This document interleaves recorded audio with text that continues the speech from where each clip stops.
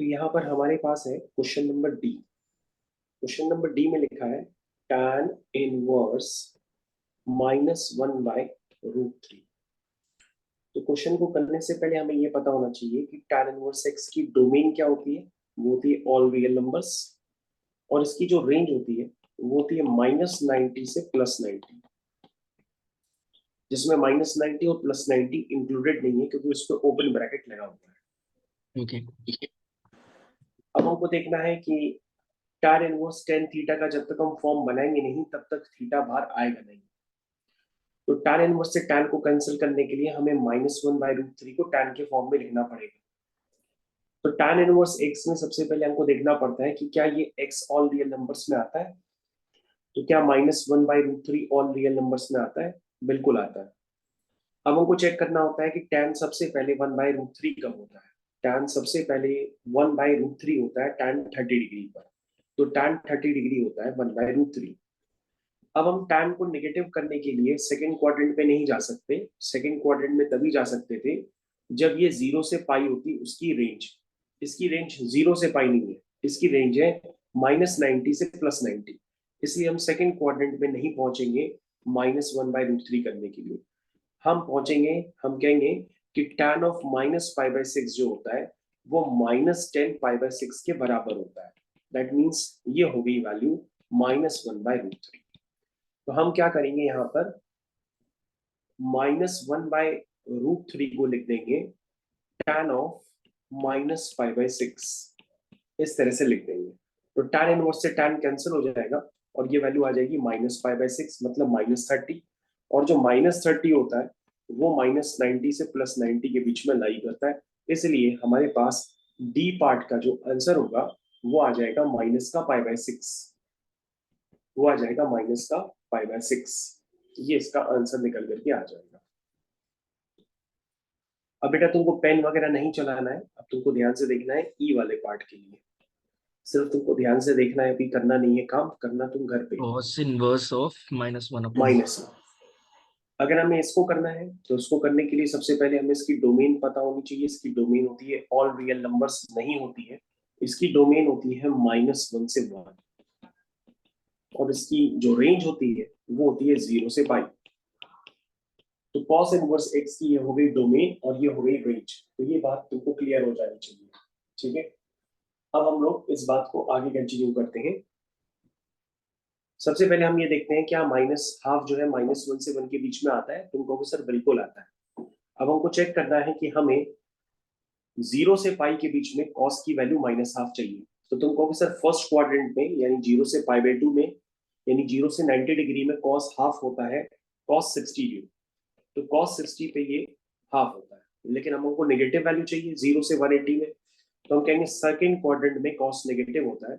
तो तुम लिख सकते हो cos of pi -θ is minus of cos θ। तो ये वैल्यू हो जाएगी -½ तो ये -½ कौन से एंगल पे हुई है? पाई -π/3। पाई -π/3 को क्या लिखते हैं? 2π/3। तो आपको ध्यान रखना होगा cos ऑफ 2π/3 जो होता है वो -½ होता है। इसका मतलब ये वैल्यू निकल के आ गई cos इनवर्स -½ -½ को लिख देंगे हम cos ऑफ 2π/3, और जब हम इसको सिंप्लीफाई करेंगे तो cos इनवर्स से cos कैंसिल हो जाएगा और इसका आंसर आ जाएगा 2π/3। ये इसका आंसर निकल के आ जाएगा। तो ये इसका आंसर है। होपफुली तुमने इसकी डोमेन और रेंज याद कर ली होगी। तो cos इनवर्स x की जो डोमेन होती है वो होती है -1 से 1, और रेंज होती है इसकी 0 से पाई। ओके तो हमारे पास नेक्स्ट वाला पार्ट आ गया एफ पार्ट। एफ पार्ट में लिखा है साइन इनवर्स -√3/2। एफ पार्ट में लिखा है साइन इनवर्स माइनस का √3/2। एफ पार्ट में लिखा है साइन इनवर्स माइनस का √3/2, ऐसा कुछ यहाँ पर लिखा हुआ है। अब हम लोग को यहाँ पर कंटिन्यू करना है, देखना है इसमें कि साइन की डोमेन क्या होती है। साइन की जो डोमेन होती है वो होती है -1 से 1, और इसकी जो रेंज होती है वो होती है -π/2 से π/2। इस इंटरवल में तुम्हें इसके लिए सोचना है। तो सबसे पहले साइन √3/2 कब होता है? साइन √3/2 होता है साइन 60 डिग्री पे √3/2 होता है। अब हमको इसको क्या बनाना है? नेगेटिव √3/2 बनाना है। तो हम यूज करेंगे कि जो साइन ऑफ -θ होता है वो वो माइनस साइन थीटा होता है, यानी कि माइनस साइन π/3। इसका मतलब ये वैल्यू आ गई आपकी माइनस का √3/2। अब आपको देखना है कि ये लिखा हुआ है साइन इनवर्स माइनस √3/2। माइनस √3/2 किसकी वैल्यू हो गई? ये हो गई साइन ऑफ माइनस π/3। अब साइन इनवर्स से साइन कैंसिल हो जाएगा और ये वैल्यू आ जाएगी माइनस का π/3। और जो माइनस का π/3 है वो माइनस π/2 से π/2 के बीच में लाई भी करता है, और ये आपका करेक्ट सॉल्यूशन मान लिया जाएगा। तो बेटा यहां तक इस तरह से करना था। अब आप इसको एक बार देख लीजिए। तो यहाँ पर सबसे पहले हम लोग एक बार क्लास 10th की ट्रिग्नोमेट्री देख लेते हैं कि 10th में ट्रिग्नोमेट्री में क्या पढ़ाया जाता था, तो उसी से तुमको ज्यादा रिलेट हो जाएगा। सबसे पहले 10th क्लास में इस तरह से टेबल बनवाई जाती थी। हाँ तो आपको इस तरह से टेबल एक बार बनानी है, उसी से आपको वैल्यूज याद हो जाएगी। अच्छा, नहीं लाइक मुझे टेबल टेबल आता है, हाँ बट मैं बस देख रहा था बिकॉज साइन इनवर्स है तो हम लोग वही माइनस लिख रहे हैं, तो वही बोलने बोलने के लिए लाइक ऐसे। देखो, जैसे यहाँ पर हमारे पास एंगल हो गया साइन थीटा, यहाँ हो गया कॉस थीटा, यहाँ हो गया टैन थीटा। कॉट। यहाँ साइन थीटा का रेसिप्रोकल होता है। अगर आप सीधा सीधा लिखना चाहें तो आप सीधा सीधा लिख के समझ सकते हैं, ज्यादा अच्छा रहेगा। देखिए sine theta, cos theta, tan theta. Sine theta का रेसिप्रोकल होता है कॉसेक थीटा, कॉस थीटा का होता है सेक थीटा, टैन थीटा का होता है कॉट थीटा। ये हो गया थीटा बराबर 0, ये हो गया थीटा बराबर 30, ये हो गया थीटा बराबर 45, ये हो गया थीटा बराबर 60, और ये हो गया थीटा बराबर 90। तो ये आपको नहीं लिखना है, ये लिखेंगे तो आपको कोई भी क्वेश्चन समझ में नहीं आएगा। तो इन सारे एंगल्स को आपको हटाना है। अब आप क्या लिखेंगे के यहाँ पे? अकॉर्डिंग लिखना थीटा है। बराबर 0, यहाँ पे लिखेंगे थीटा बराबर π/6, हाँ यहाँ पे लिखेंगे π/4, यहाँ लिखेंगे π/3 और यहाँ लिखेंगे π/2। तो अगर आपको ये एंगल्स रेडियंस में नहीं पता है तो आपको हर बार क्वेश्चन करने में प्रॉब्लम आएगी, तो वो प्रॉब्लम तुमको समझनी है। तो साइन 0 0 होता है, कॉस 0 0 होता है, टेन 0 0 नहीं होता है। क्या होता है ये तुम्हें सोचना है। बताओ साइन 0 क्या होता है, साइन 0 0 है। कॉस 0 क्या होता है, 1 टेन 0 क्या होता है, 0.1 इंफिनिटी। 0। 0/1 0 होता है, मैं यहाँ लिख देता हूँ। 0/1 is 0, 0/2 is 0, 2/0 is undefined, 1/0 is undefined, 1/undefined is 0।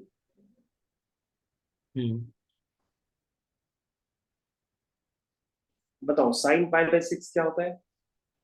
एक second, sign π/6 is sin 30, so sin 30 will be 1/2। 1/2 फिर नहीं या नहीं, √3 साइन साइन से जाते हैं 1/2, या 1/√3 या 1/√2, 1/√2, √3 1/√2, 1, √3/2, √3/2, 1/2, √3, √3। 1 0 undefined। हाँ ठीक है, अब सारी वैल्यूज लिखते जाओ रेसिप्रोकल करके। 0 का रेसिप्रोकल यहाँ आएगा, 1 का रेसिप्रोकल यहाँ आएगा, फिर 0 का रेसिप्रोकल यहाँ आएगा। सबके रेसिप्रोकल करके लिखते जाओ। 0 का रेसिप्रोकल अनडिफाइंड, 1 का रेसिप्रोकल 1, फिर 0 का रेसिप्रोकल अनडिफाइंड, 1/2 का रेसिप्रोकल 2, √3/2 का 2/√3, 1/√3 का √3/1, 1/√2 का √2, इसका भी √2, 1 का 1, ये हो गया 2/√3, ये हो गया 2, ये हो गया 1/√3, ये हो गया 1, ये 0 का अनडिफाइंड, अनडिफाइंड का रेसिप्रोकल 0। इस तरह से आपको ये टेबल याद रखनी है। इस लाइक बस साइन कॉस टैन का याद हो गया तो बाकी सब हो गया। तो ये अगर टेबल अगर अच्छे से याद होगी तो आपको ये तरह के क्वेश्चंस करने में प्रॉब्लम नहीं आएगी।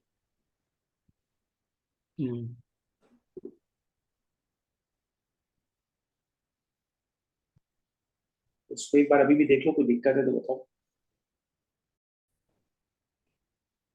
तो आंसर मैच कर गया आपका? नहीं कर रहा हूँ बट मुझे नहीं अच्छा लगता। चलो स्टार्ट करता है। Question number third, question number third थोड़ा सा इजी क्वेश्चन है, ये तुम्हें जल्दी समझ में आ जाएगा। ओके।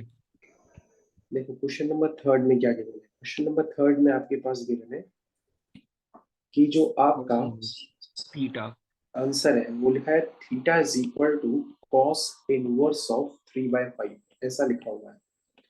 दैट मीन्स यहां से आ जाएगा cos theta is equal to 3/5, ठीक है। और अगर आपके पास थीटा कॉस इनवर्स 3/5 है और कॉस थीटा 3/5 है, तो आपके लिए साइन स्क्वायर थीटा निकालना बहुत ही आसान सा काम है, क्योंकि आप एक ट्रायंगल का तुरंत एक फॉर्मेशन करेंगे और ट्रायंगल का फॉर्मेशन करके साइन थीटा निकाल लेंगे। कॉस थीटा कितना है, कॉस थीटा है आपका 3/5, बेस अपॉन हाइपोटेन्यूज। ठीक है। तो ये आपका ट्रायंगल बनकर के क्रिएट हो गया, तो यहाँ से आप साइन थीटा निकाल लीजिए।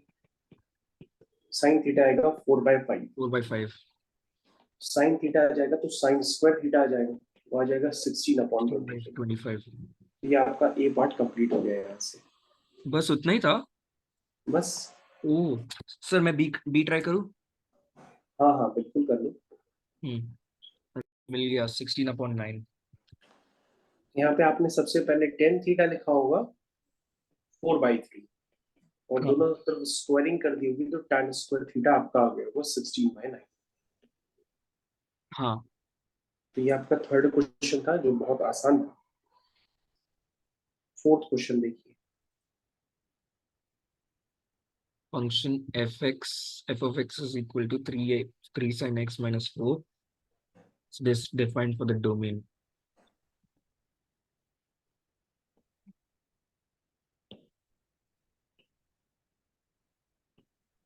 तो यहाँ पे आपके पास क्वेश्चन नंबर 4 है, उसमें लिखा है एफ एक्स आपके पास डिफाइंड है, इसकी रेंज निकालनी है। तो ए पार्ट तो आप काफी बार कर चुके हैं, ये तो ट्रिग्नोमेट्री का ही क्वेश्चन हो गया। सबसे पहले आप लिखेंगे कि जो साइन एक्स है वो लाई करता है -1 से 1, और पूरी इन इक्वेशन में 3 मल्टीप्लाई कर दीजिए, तो 3 sin x लाई करेगा -3 से 3। अब पूरी इन इक्वेशन में -4 कर दीजिए, जब पूरी इन इक्वेशन में आप 3 sin x -4 कर देंगे तो ये हो जाएगा -7, ये हो जाएगा 3 sin x -4, और ये हो जाएगा -1। यानी इसकी जो रेंज आ जाएगी, वो रेंज आएगी आपके पास -7 से -1। ये आपके ए पार्ट का आंसर आ ओके। गया। ए पार्ट आपका। ये फोर्थ वाला इजी था, थर्ड और फोर्थ इजी है। उसके बाद नेक्स्ट क्वेश्चन आपका यहाँ पर जो है, किसी भी फंक्शन का इनवर्स कैसे निकालते हैं, उसके लिए मेथड समझो क्या होती है। एल्गोरिथम, एल्गोरिथम समझ लो, algorithm to finding inverse, to finding inverse. Inverse को फाइंड करने के लिए क्या एल्गोरिथम होती है वो तुमको समझनी पड़ेगी। सबसे पहले आपको क्या करना होता है, एफ एक्स की जगह वाई लिखना होता है। ओके। उसके बाद यहां से साइन एक्स निकालिए,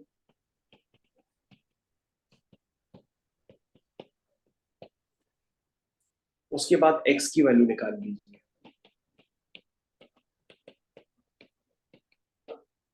4/3। उसके बाद तुमने एज्यूम किया था कि यहाँ पे जो एफ एक्स है वो तुमने क्या एज्यूम किया था कि एफ एक्स की जगह वाई लिख दो। दैट मीन्स एक्स क्या हो गया, एक्स आपका हो गया एफ इनवर्स वाई। तुमने ओके। क्या किया था, तुमने एफ एक्स को वाई एज्यूम किया था, तो दैट मीन्स बट यहाँ अभी से एक्स x क्या होगा हो जाएगा, बस y। एफ इनवर्स वाई हो गया। यहाँ पे तुम्हारा एक्स आ गया एफ इनवर्स वाई, तो तुम्हारा एफ इनवर्स वाई आ गया साइन इनवर्स वाई प्लस 4/3। ये एफ इनवर्स वाई है। और अगर एफ इनवर्स वाई आ गया तो आप एफ इनवर्स एक्स भी लिख सकते हो। पूरी इक्वेशन में y को x से रिप्लेस कर दो तो आपका f इनवर्स x आ जाएगा। तो this is your f inverse x। तो आपका f इनवर्स x का आंसर आ गया, this is sine inverse x plus 4/3। ये इसका फुल एंड फाइनल आंसर है। ओ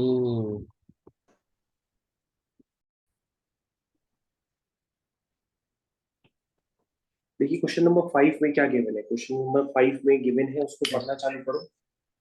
the function fx is equal to 4 minus 2 cos x is defined for the domain 0 less than equal to x less than equal to pi. Hmm, Find the range of f and sketch the graph of y is equal to fx. तो आपके पास जो function given है वो आपने देख लिया है, आपको फंक्शन की रेंज निकालनी है और उसका ग्राफ ड्रॉ करना है, ये उसका ए पार्ट है। तो सबसे पहले आप फंक्शन की रेंज निकालने के लिए पहले फंक्शन को लिखिए। अब इसकी रेंज निकालने के लिए जो स्टेप बताए थे वो लिखना चालू कर दीजिए। सबसे पहले cos x जो है वो लाई करता है -1 से 1, फिर आप इसमें 2 मल्टीप्लाई कर दीजिए। तो पूरी इक्वेशन में जब आप 2 मल्टीप्लाई करोगे तो ये लाई करेगा -2 से 2। हाँ फिर पूरी इक्वेशन में माइनस का मल्टीप्लाई कर दीजिए -1 का।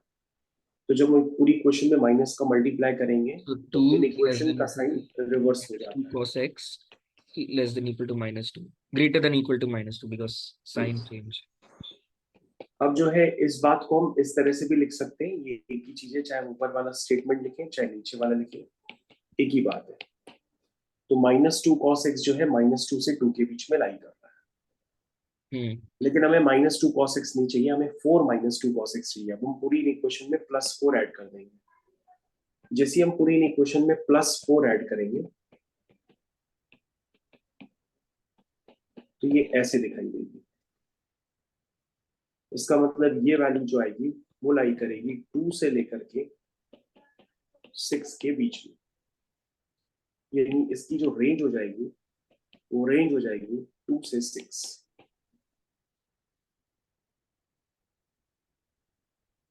ये इसकी रेंज होगी। Okay. अब हमें इसका ग्राफ बनाना है, तो ग्राफ बनाने के लिए सबसे पहले हम क्या करेंगे, y is equal to cos x का ग्राफ बनाएंगे, y is equal to 2 cos x का ग्राफ बनाएंगे, फिर y is equal to -2 cos x का ग्राफ बनाएंगे, फिर y is equal to -2 cos x plus 4 का ग्राफ बनाएंगे। इस तरह से ट्रांसफॉर्मेशन लगाते जाएंगे तो आपका ग्राफ बन के रेडी हो जाएगा। तो सबसे पहले हम cos x का ग्राफ तो नहीं बनाएंगे, वो सभी लोग जानते हैं, हम डायरेक्टली 2 cos x का ग्राफ बनाएंगे। तो जब हम 2 cos x का ग्राफ बनाएंगे तो वो कुछ इस तरह से आपको नजर आएगा। This is the graph of 2 cos x जो लाई करता है -2 से +2। ये हो गया 0, ये हो गया π/2, ये हो गया पाई, ये हो गया 3π/2 और ये हो गया 2π। तो this is a graph of y is equal to 2 cos x। अब हमको क्या करना है, अपने ग्राफ को रिफ्लेक्ट करना है x एक्सिस के अबाउट, क्योंकि हम बनाना चाहते हैं -2 cos x। तो कभी भी अगर हमें अपने ग्राफ को माइनस से मल्टीप्लाई करते हैं तो माइनस से मल्टीप्लाई करने पर ग्राफ एक्स एक्सिस के अबाउट रिफ्लेक्ट हो जाएगा। तो जब आप ग्राफ एक्स एक्सिस के अबाउट रिफ्लेक्ट करोगे तो पॉइंट्स वही रहेंगे, प्लस ग्राफ रिफ्लेक्ट हो जाता है।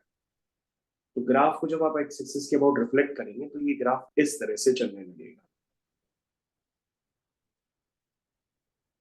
ये हो गया आपका ग्राफ, ठीक है। ये हो गया -2, ये हो गया +2। तो ये ग्राफ आपका हो गया y is equal to -2 cos x। अब हम क्या करेंगे, +4 ऐड करेंगे। तो +4 ऐड करने पे ग्राफ 4 यूनिट ऊपर शिफ्ट हो जाएगा। जब ये ग्राफ 4 यूनिट ऊपर शिफ्ट हो जाएगा तो ये कहां से कहां लाई करेगा, ये लाई करेगा 2 से लेकर के 6 के बीच में। तो हम इसी ग्राफ को 2 से लेकर 6 के बीच में बना देते हैं। हम इसी ग्राफ को 2 से लेकर के 6 के बीच में बना देते हैं। तो ये हो गया 1 2 3 4 5 6 और ये सारे पॉइंट्स आपके नीचे ले आते हैं।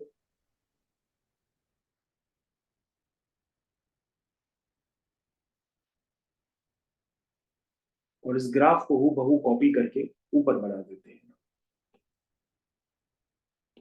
तो ये ग्राफ आपका 2 से लेकर के 6 के बीच में बन करके Like करता रेडी है. हो जाएगा। ये ग्राफ आपका रेडी हो गया। Okay. ये ग्राफ है बेसिकली आपका y is equal to 4 - 2 cos x। या -2 cos x + 4, ये आपका ओरिजिनल ग्राफ बनकर के आया। आप पॉइंट्स लिखना चाहें तो पॉइंट्स भी लिख सकते हैं। यहाँ π/2 है, यहाँ पाई है, यहाँ 3 पाई बाई 2 3 2 2 पाई। ये ग्राफ आपका बन के आ गया। तो सबसे जो आपने नीचे बनाए हैं वही इसका आंसर है। 2 गिलास पानी लेना और चाय बनाने को लेके आना। चाय सर बन गया, पानी में से आ रहा है अभी। एक गिलास ना, एक गिलास तो आ सर।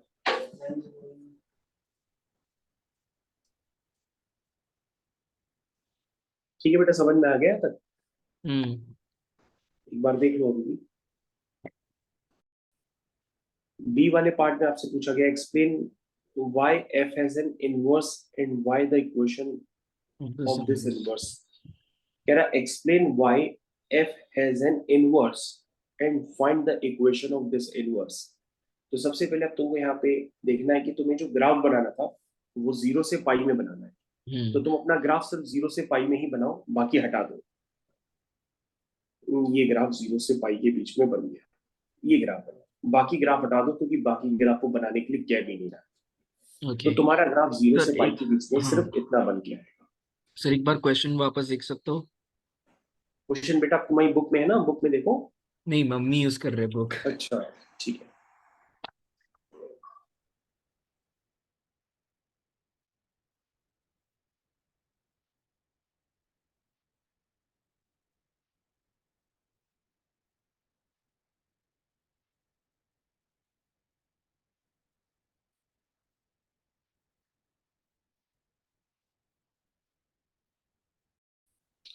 तो तुमको जो ग्राफ बनाना था बेटा वो 0 से पाई के बीच में ही बनाना है। तो देखो तुमने ग्राफ अपना 0 से पाई के बीच में ही बनाया है। अभी पूछ रहा है क्या इस ग्राफ का इनवर्स एग्जिस्ट करता है, तो तुम कहोगे यस, यस। इस ग्राफ का इनवर्स एग्जिस्ट करेगा। क्यों करेगा?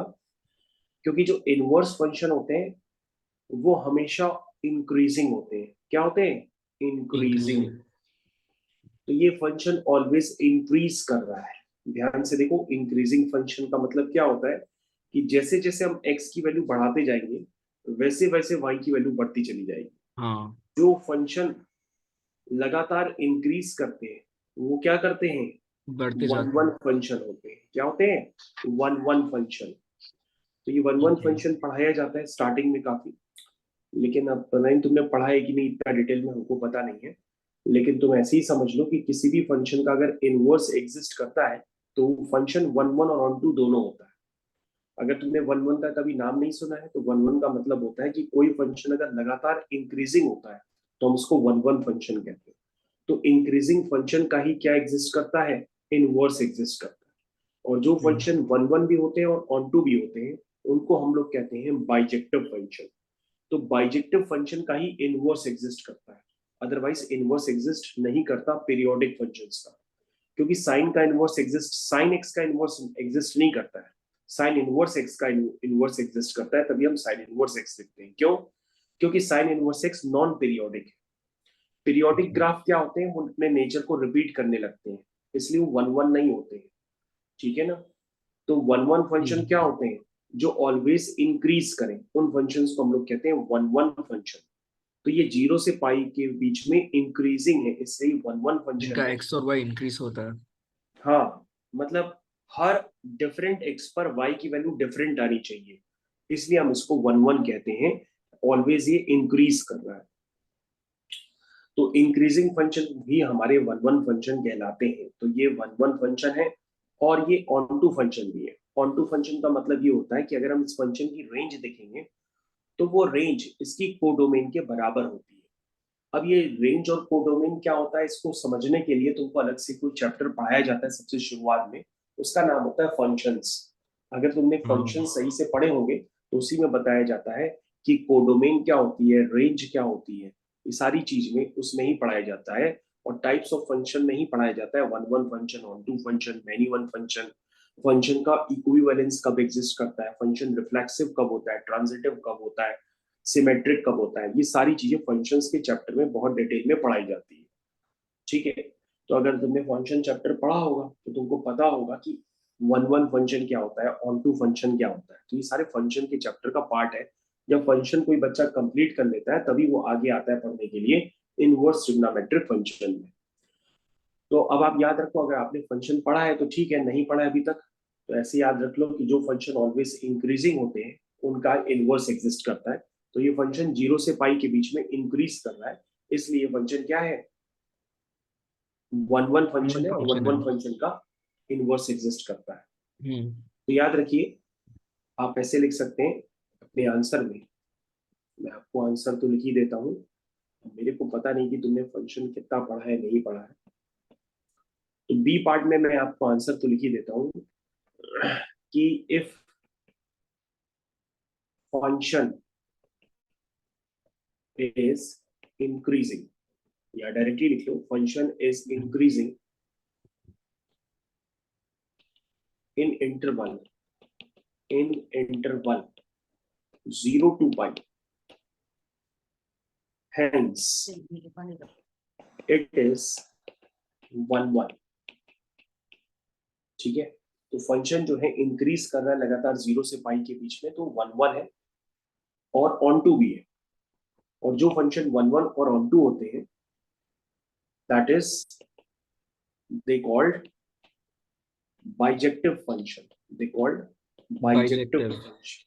तो बाइजेक्टिव फंक्शन उन्हें कहते हैं जो 1 1 और ऑन टू दोनों होते हैं, तो उनको 1 1 और ऑन टू की जगह एक नया वर्ड यूज कर लेते हैं, बाइजेक्टिव फंक्शन। तो बाइजेक्टिव फंक्शन का ही इनवर्स एग्जिस्ट करता है। एक बाइजेक्टिव सेकंड, का तो मतलब वन ये वन होता है, फंक्शन बाइजेक्टिव फंक्शन भी हो सकता है क्या?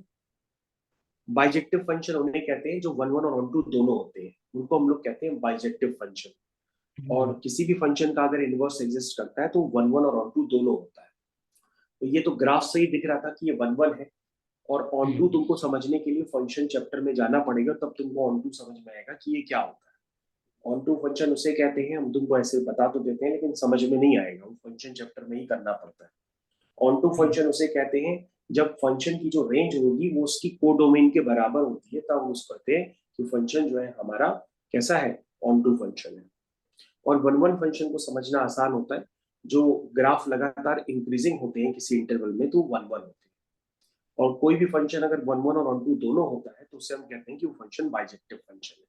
और फंक्शन अगर बाइजेक्टिव हो जाएगा तो उसका इनवर्स एग्जिस्ट करेगा, इट्स इनवर्स एग्जिस्ट। तो तुम्हारे बी पार्ट का आंसर क्या है, बी पार्ट के आंसर में तुम यही लिखोगे कि यस, इसका इनवर्स एग्जिस्ट करेगा, क्योंकि लगातार फंक्शन 0 से पाई में इंक्रीजिंग है, इसलिए इसका इनवर्स एग्जिस्ट करेगा। अब ये पूछ रहा इसका इनवर्स निकालो, फंक्शन का इनवर्स क्या है। तो इनवर्स निकालने की स्ट्रेटेजी तो हमने तुमको बताई दी थी कि पहले आप क्या करोगे, पहले आप y की जगह fx जो आपका फंक्शन है पहले आप उसको लिखोगे, ये तो एल्गोरिथम हमने बताई दी थी। पहले आप क्या लिखोगे, अपना फंक्शन लिखोगे fx is equal to 4 minus 2 cos x, फिर fx की जगह आप y लिख दोगे, फिर cos x की वैल्यू निकालोगे।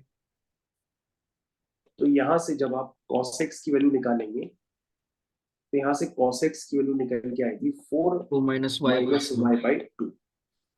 अब यहां से आप x निकाल लीजिए, तो x आएगा आपका cos inverse 4 minus y by 2।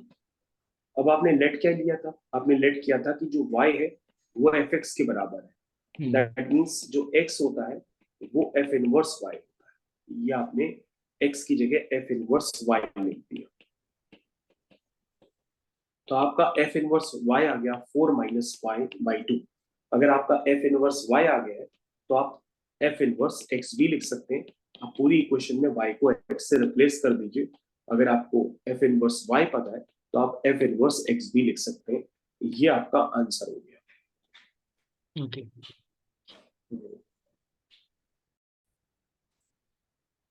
जैसे मान लो तुम्हें साइन इनवर्स x का ग्राफ बनाना है, तो सबसे पहले तुम इसकी डोमेन लिखो। इसकी डोमेन क्या होती है और रेंज क्या होती है। इसकी डोमेन होती है -1 से 1। तुम सिर्फ अभी ध्यान से देखो, फिर बाद में घर पे बनाना। इसकी होती है डोमेन होती है -1 से 1, और रेंज होती है -π/2 से π/2 क्लोज इंटरवल। अब तुम्हें क्या करना है, तुम्हें जैसे y is equal to sine x का ग्राफ पता है, वैसे ही तुम्हें y is equal to sine inverse x का भी ग्राफ पता होना चाहिए। तो हम तुमको y is equal to sine inverse x का ग्राफ बना के दे रहे हैं, ये y is equal to sine inverse x का ग्राफ है। ठीक है, ये ग्राफ होता है -1 से 1 के बीच में, और इसकी जो वैल्यू होती है वो होती है -π/2 से π/2 के बीच में। ये होता है बेटा y is equal to sine inverse x का ग्राफ। ठीक है, इसे हम कहते हैं, ये ग्राफ है y is equal to sine inverse x का, जिसको तुम घर पे बना करके प्रैक्टिस करना। अब बेटा ये हो गया y is equal to cos inverse x का ग्राफ।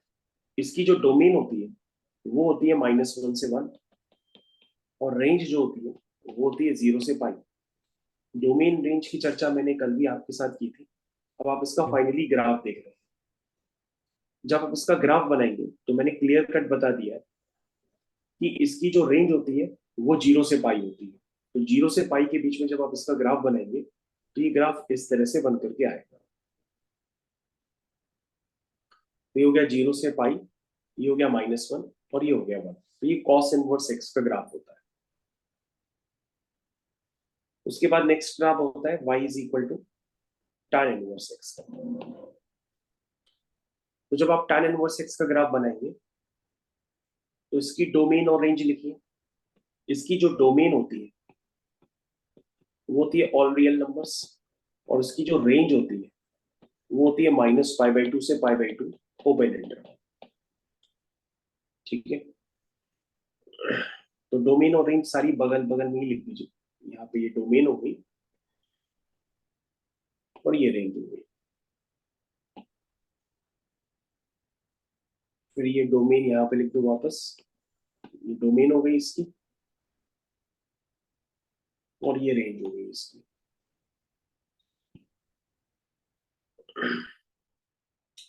तो tan इनवर्स x का ग्राफ बनाना है।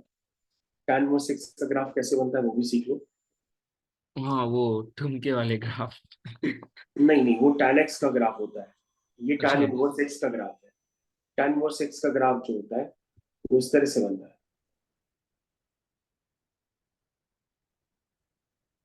This is a graph of tan inverse x। ये -π/2 से π/2 के बीच में होता है, और इसकी डोमेन जो होती है वो ऑल रियल नंबर्स होती है। ये बेटा 3 ग्राफ होते हैं, sign inverse x, cos inverse x, tan inverse x के। तो किसी के भी फंक्शन के इनवर्स के ग्राफ तुम तभी बना सकते हो जब तुम्हें sign inverse x, cos inverse x, tan inverse x जब इनके ग्राफ पता होंगे, तभी तुम बाकी ग्राफ बना सकते हो। ओके। ओके। ठीक है, अब तुम्हारे पास बाकी ग्राफ बनना स्टार्ट हो जाएंगे। जैसे तुमको बनाना है y is equal to cosec inverse x का ग्राफ। इसकी जो डोमेन होती है मैंने आपको बताई थी, वो होती है -∞ से -1, यूनियन 1 से इंफिनिटी, और इसकी जो रेंज होती है वो होती है -π/2 से π/2। इसकी जो रेंज होती है वो होती है -π/2 से π/2।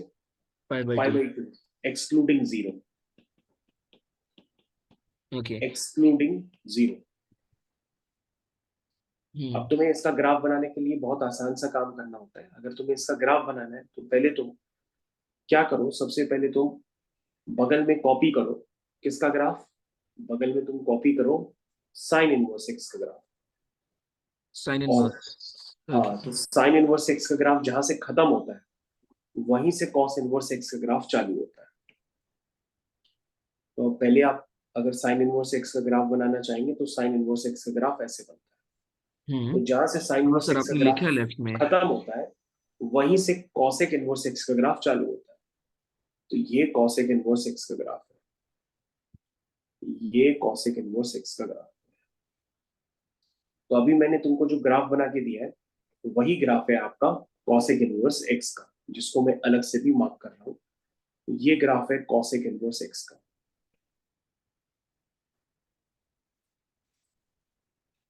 ये कॉसेक इनवर्स x का ग्राफ होता है। उसके बाद अगला ग्राफ आता है y is equal to sec inverse x का।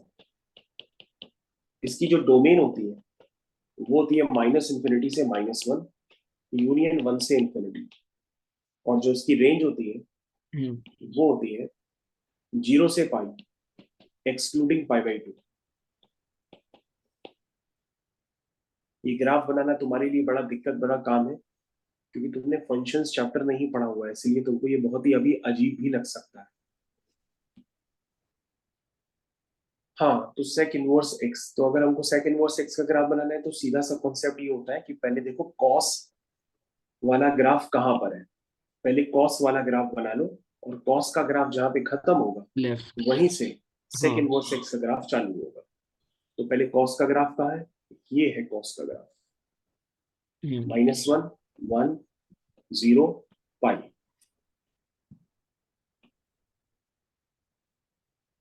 तो यहाँ 0 नहीं, यहाँ π/2 होता है, 0 से पाई के बीच में π/2 होगा। तो अगर आप देखना चाहें तो अब आप ग्राफ को देखेंगे फाइनली वो कैसे बन करके रेडी होगा।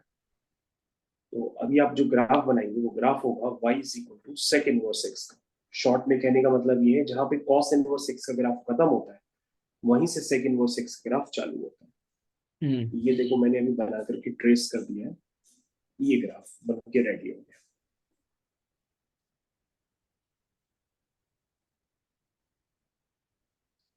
तो जहां से कॉस इनवर्स एक्स का ग्राफ खत्म होता है वहीं से सेक इनवर्स एक्स का ग्राफ चालू होता है। ओके। हम्म।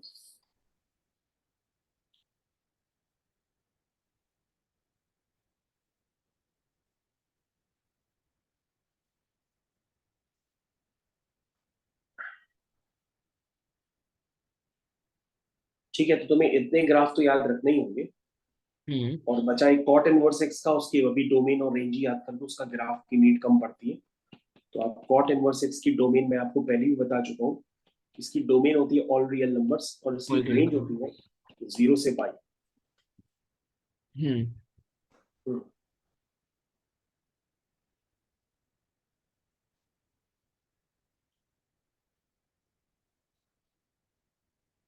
ठीक है, तो बेटा इतने ग्राफ पहले ध्यान से देखो जो तुमने बनाए हैं।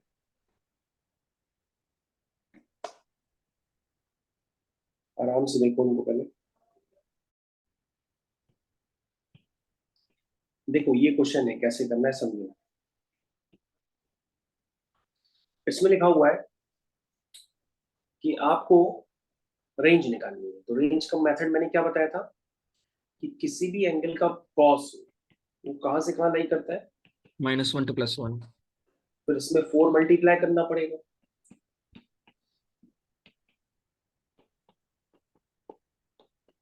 तो -4 से +4 हो जाएगा। फिर पूरी इक्वेशन में -5 करना पड़ेगा।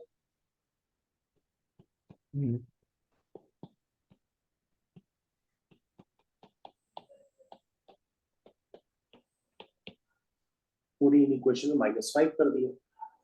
तो ये आपका पूरा फंक्शन आ गया एफ एक्स, जिसका नाम y भी लिख सकते हैं। आ गई इसकी रेंज। रेंज कहां से आ गई, रेंज इसकी आ गई -9 से -1। यही तो पीछे आंसर दिया है। हाँ सर, यही था आंसर, -9 < y < -1। तो तुम इसको कर कहां पाए हो, बी पार्ट देखो। अब आपको क्या निकालना है, एफ इनवर्स एक्स। तो एफ इनवर्स एक्स तो बता ही चुके थे, कैसे बताते हैं। सबसे पहले क्या लिखना है बताइए, हाँ एफ तो एक्स की जगह वाई लिखना होता है। फिर कॉस की वैल्यू निकालेंगे। हाँ तो sir cos y/2 is equal to यहाँ x से plus cos y by x by 2। Two. हाँ अब यहाँ से x/2 निकाल लेंगे तो आ जाएगा cos इनवर्स y + 5/4, हाँ यानी x आ जाएगा आपका 2 cos 2। Inverse y + 5/4। नहीं, सर मैंने पता है कैसे किया, cos इनवर्स, तो ये 2 को लाइक इधर मल्टीप्लाई किया था अपेरेंटली। तो सर मैं बताता हूँ कैसे किया। y is equal to 4 cos x/2 - 5।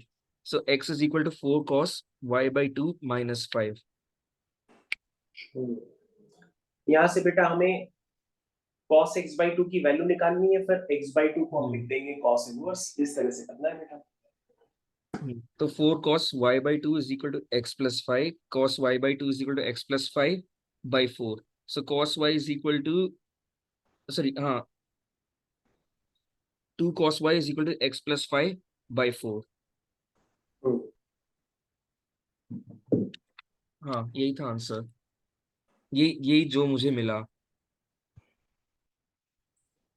तो आपका x आ गया, x को आप लिख सकते हैं f इनवर्स y। हम्म तो f इनवर्स y हो जाएगा 2 cos inverse y plus 5 by 4 of f inverse y आ गया, तो आप f इनवर्स x लिख देते हैं। हो गया, ये आपका बेटा आंसर है। आपको f इनवर्स x निकालना था, तो हमने f इनवर्स x आपको निकाल के दे दिया।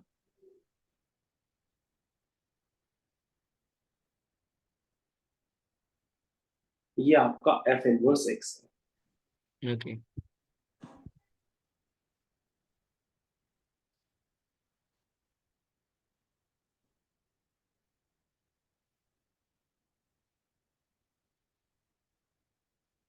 फिर क्या पूछा गया, इसकी रेंज पूछी गई है, तो तुम कहोगे cos इनवर्स, रेंज निकालने का मेथड क्या होगा, तुम कहोगे cos इनवर्स के अंदर कुछ भी वो कहां से कहां लाई करता है, वो लाई करता है 0 से पाई, ये रेंज होती है cos इनवर्स समथिंग।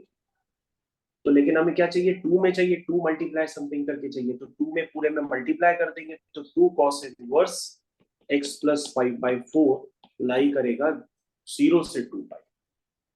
तो उसकी जो रेंज हो जाएगी, वो रेंज हो जाएगी 0 से 2 पाई। इसकी पूरी रेंज निकल करके आएगी 0 से 2 पाई आएगी। इस तरह से करना बेटा, ये तुम्हारे रेंज के बाहर है हमें लग रहा है चैप्टर।